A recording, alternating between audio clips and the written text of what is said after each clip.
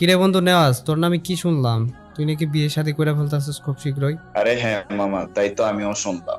হ্যাঁ, ঠিকই শুনছস। ফ্যামিলি থেকে জোর করতেছিল বিয়ের লাগা, তাই রাজি হয়ে গেছি।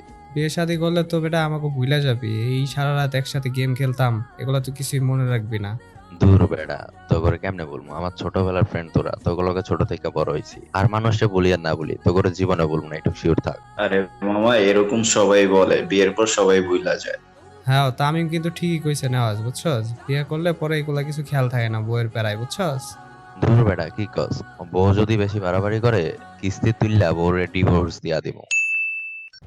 কিরে নেওয়াজ, অনেকদিন পর গেমে আইলি ভাই, তোরে তো গেমেই দেখা যায় না ইদানি। আরে মামা, হয়তো বিয়ে করছে না, এখন ওরে কিভাবে দেখবা? इसकी गारंटी मैं नहीं दे सकता। তোরা কি বুঝবি? তোরা তো বিয়ে শাদী করস নাই, বিয়ে কর তাহলে বুঝবি বউর প্যারা কতটুকু।